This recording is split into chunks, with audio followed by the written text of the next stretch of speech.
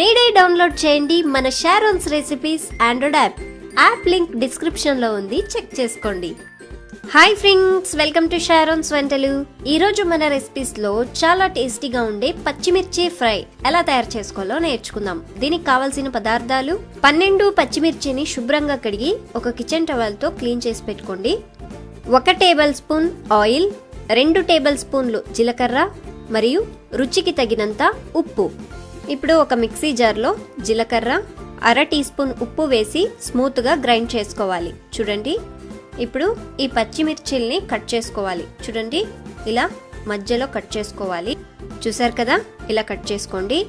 పచ్చిమిర్చి ఒకవేళ కారంగా ఉంటే ఇందులో ఉన్న విత్తనాలన్నీ సో ఇదే విధంగా అన్ని పచ్చిమిర్చిని కట్ చేసుకొని పెట్టుకోండి. ఇప్పుడు ముందుగా గ్రైండ్ చేసి పెట్టుకున్నాం కదా జీలకర్ర, ఉప్పుని, దీన్ని ఒక ప్లేట్లో వేసుకోండి. ఇప్పుడు ఈ ఉప్పు జీలకర్రని ఈ కట్ చేసి పెట్టుకున్నాం కదా పచ్చిమిర్చిల్ని ఇందులో ఫిల్ చేసుకోవాలి. చూడండి, నేను ఏ విధంగా చూపిస్తున్నానో అలా ఫిల్ చేసి ప్రెస్ చేసుకోండి. ఇదే విధంగా అన్ని మిరపకాయలకి ఈ ఉప్పు జీలకర్ర నింపి రెడీ చేసుకొని పెట్టుకోవాలి. ఇప్పుడు ఒక ప్యాన్ని హీట్ చేసి అందులో ఆయిల్ వేసుకోండి. ఆయిల్ వేడైన తర్వాత ఈ స్టఫ్ చేసిన పచ్చిమిర్చిని వేసుకోవాలి.